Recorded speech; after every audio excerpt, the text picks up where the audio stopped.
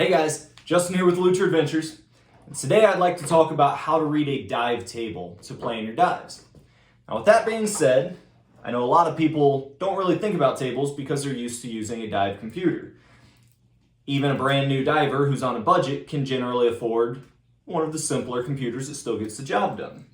However, there are a couple of benefits. But a lot of people don't want to use the tables for several reasons. It does give you a little less time in the water, but they can get super confusing. Look at all these tables. We've got an old Nowie wheel, we've got a Navy table, we've got a PDIC table, we've got nitrox tables, we got Patty tables, an old Patty wheel. We've got all these different tables, and they all look a little bit different. Well, today I'm going to show you on the RAID table, but this is a standard NOAA layout. And once we kind of decipher how this works, for some of you it's a refresher, for some of you it might be something you've never heard before. Once we decipher how this works, we can actually plan repetitive dives throughout the day and know that we're safe. And then the information will transfer over to the other layouts of tables. You might have to kind of learn the layout a little bit. They usually have some descriptions, somewhere on here that kind of say which direction to read them, but it's the same basic principle. That being said, these are a great on a budget way to do dives or a great backup. So you get to the dive location and your computer is crapped out. And instead of going and buying a new, several $100 computer, you can get one of these, put it in your Save Dive kit, maybe even just look up one online, print it out. If you're a RAID member, this is available to you. Anybody with a RAID profile can get on and look up, screenshot, print out, whatever, this very table. So we're going to break that down a little bit on the mark board. Come with me over to that. So the first thing I want to do is talk about how tables are giving us a square profile dive compared to computers giving us more of a real-time profile.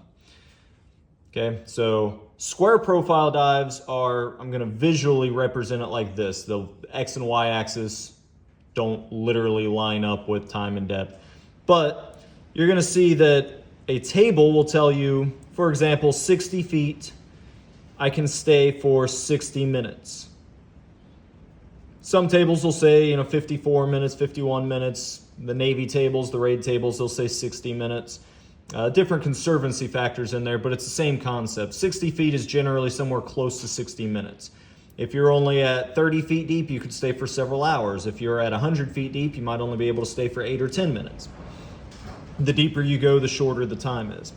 But anyways, the table is assuming that I went to that depth and I stayed at that depth for the entire dive, and then I came back up to the surface without any stops or interventions.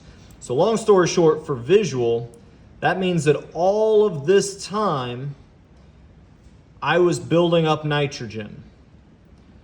So it's going to penalize me for that. It's going to say, hey, you can only stay for so long or you'll have too much nitrogen.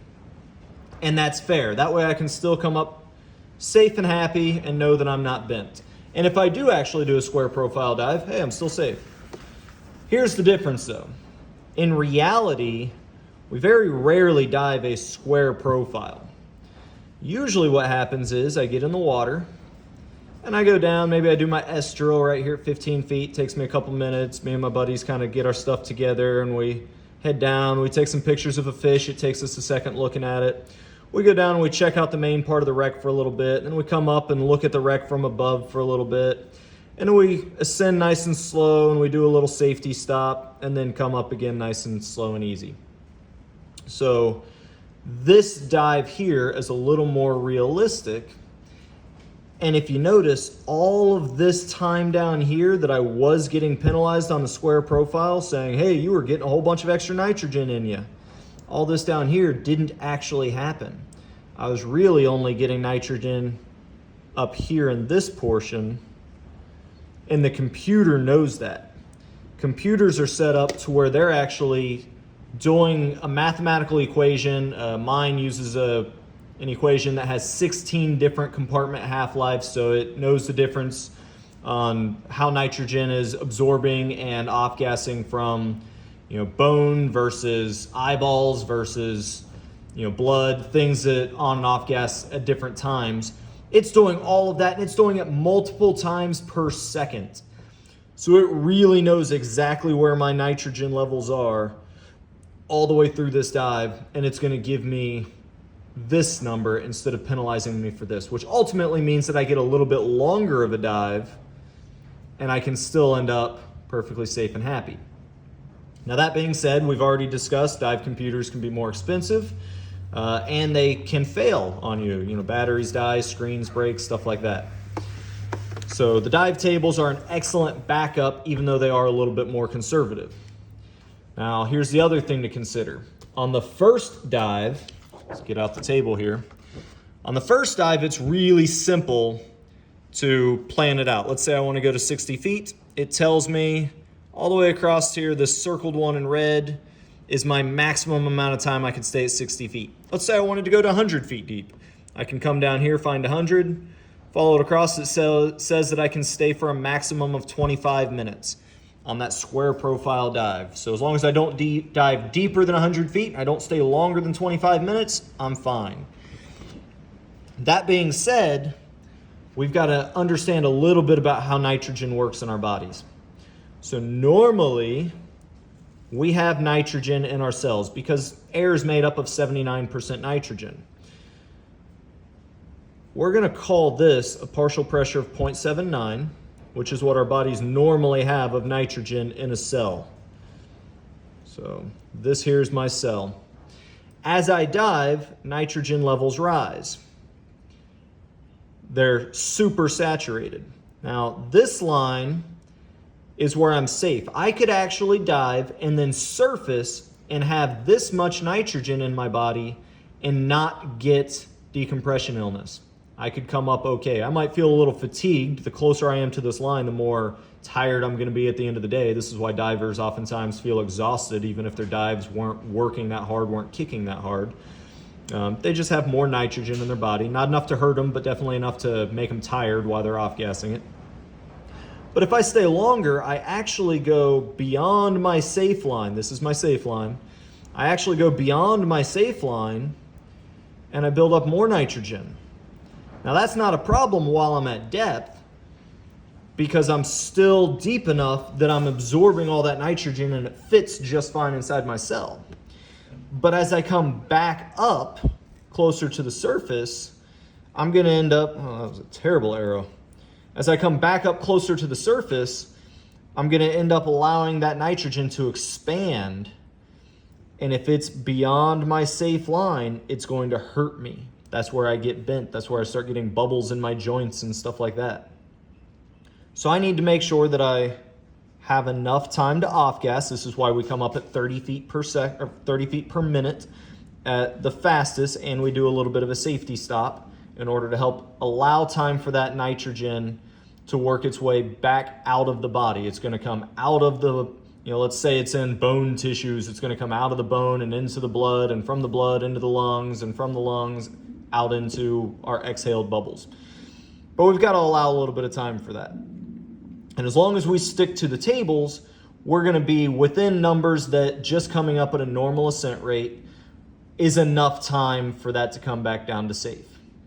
Now, if I stay really close to my maximum number, so at the case of 50 feet, if I stayed really close to 92 minutes, I'm going to be really close to my safe line. If I only stayed for 41 minutes, then I've actually kept a conservancy here where I'm well below my safe line and I'm still very much so not too concerned about getting bent. As long as I came up nice and slow and everything and I've off-gassed correctly. Here's where this becomes a concern though. What about my next dive, dive 2 of the day?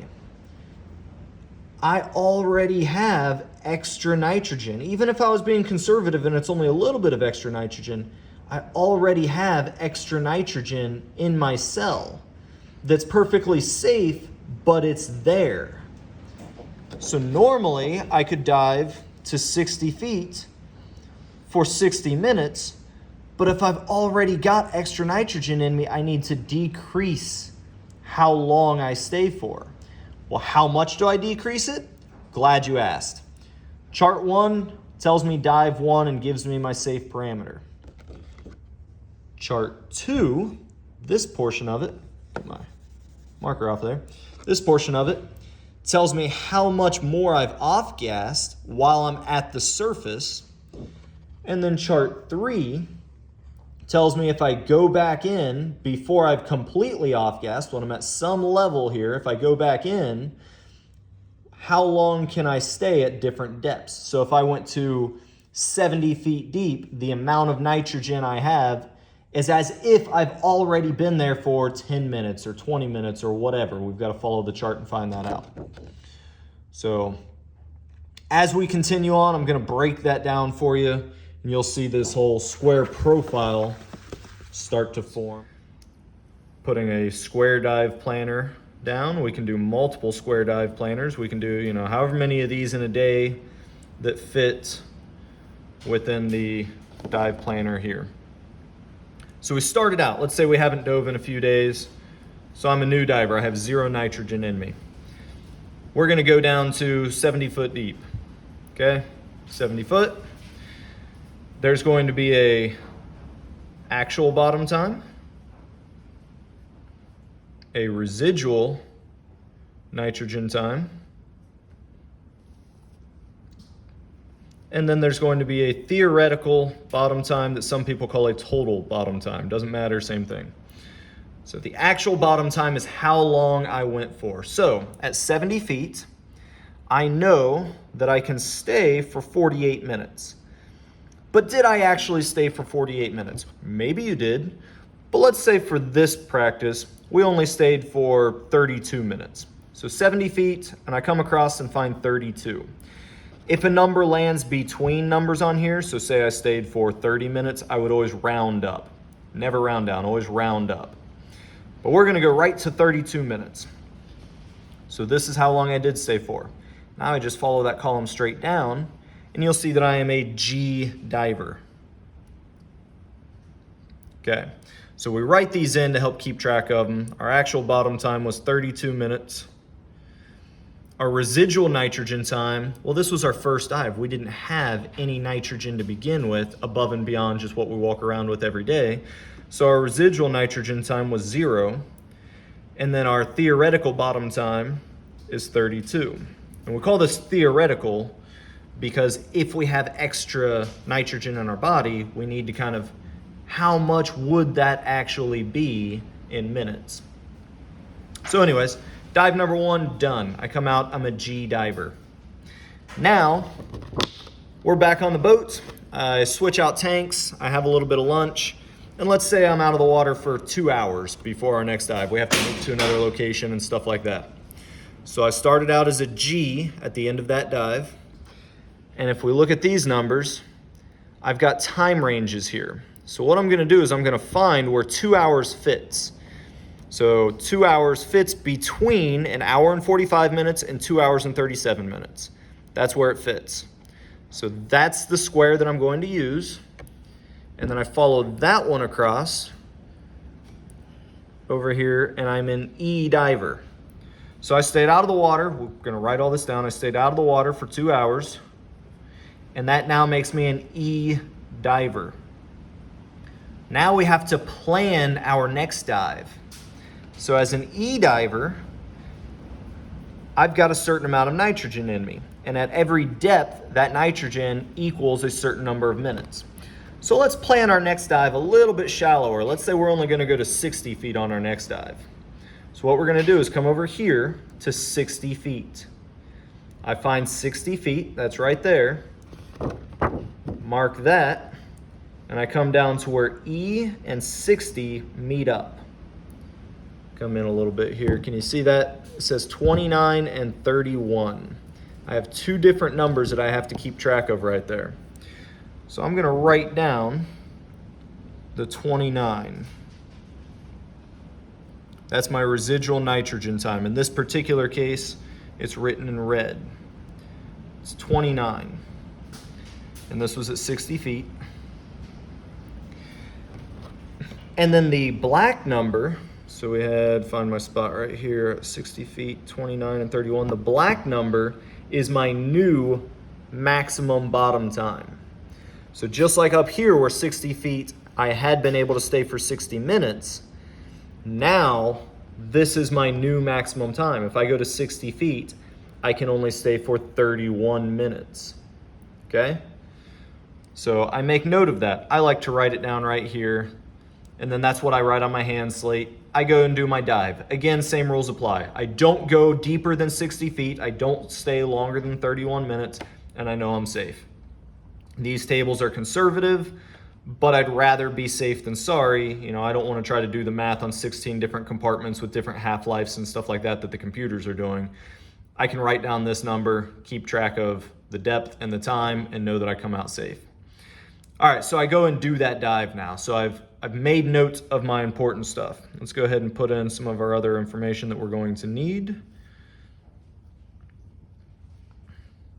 So I actually dive for, let's say it's 25 minutes. I didn't do a full 31 minutes. I dove for 25 minutes. So that's where our actual bottom time. I was physically down there for 25 minutes. Okay? But I had residual nitrogen time of 29 minutes. We already wrote that down. We found that over here. 29 minutes of what I felt like I had been in the water already, and then I actually was in the water for another 25. So now we have to add both of those together.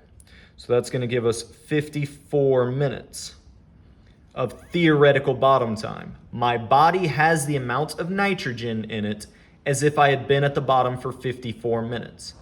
Yes, I was only physically there for 25, but because I have leftover from over here, it feels like I have 54 minutes.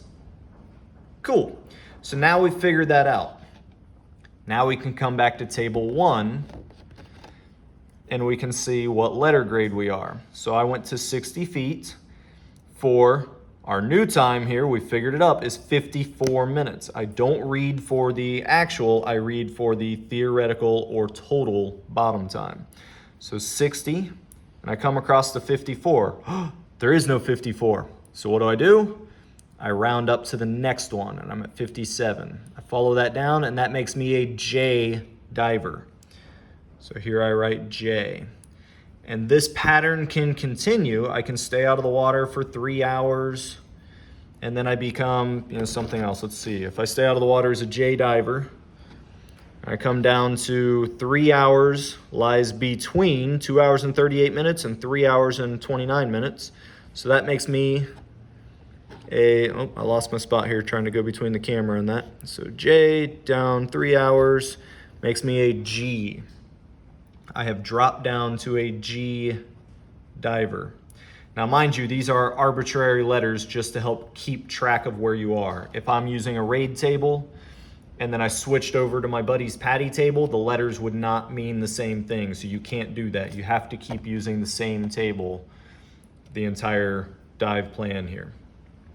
So as a G diver, I can plan another dive. I can, plan a dive to 80 feet. So I follow over here, I've stayed out, I'm a G, I've got 80 feet and G meet up. I've got 29 is my residual nitrogen time. Hey, look at that, came out 29 again. And 10 minutes was my maximum amount of time that I can physically stay there. So let's say I stay for the whole 10 minutes. That's actual bottom time was 10 minutes. Residual nitrogen time was 29 minutes. So my theoretical or total bottom time comes out to be 39 minutes. So I can go back up to the top, 80 feet, follow it across to 39. Ooh, I maxed myself out, and I'm a J diver.